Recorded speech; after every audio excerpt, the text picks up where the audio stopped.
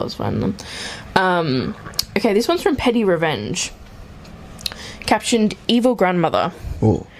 This is a story from over 30 years ago when my siblings and I were in the middle of high school. We lived in a northern state and my father had taken a job in the southern state. No idea what any of that fucking means, we're Australian. I'm assuming different states. My father moved down several months ahead of us so we could finish up the school year. One weekend, my mother decided to fly down to help my dad find a house for us. But she did not want to leave us alone, so she decided to call in her mother to come stay with us. Now, some needed history on my grandmother, referred as Grammy from here on out. Grammy was the first. Fuck me. I'm itchy. Crop this pot out.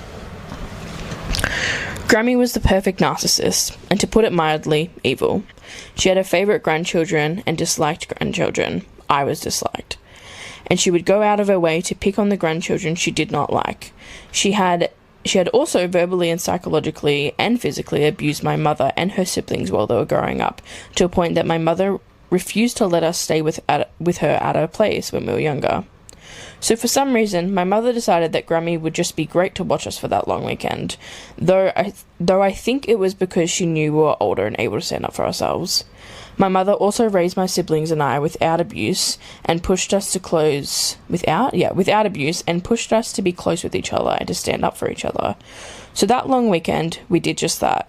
We lied to Grammy and told her my brother was allowed to swing on the half door. We also told her it was fine for us to watch an R-rated movie when it was not. Remember, this was before the cell phone, so it was very easy for her to not check with her parents. Also, every time she picked on me, my siblings would stand up for me and put her in her place. Basically, we did everything we could to make her stay with us as miserable as possible without breaking any laws or damaging anything.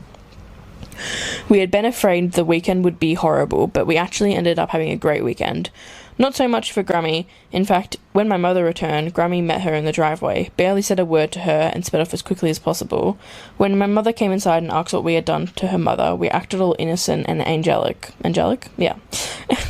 In the end, my mother had to just laugh and admit she was okay with us being our own sort of revenge on her mother, as long as we did not get in trouble.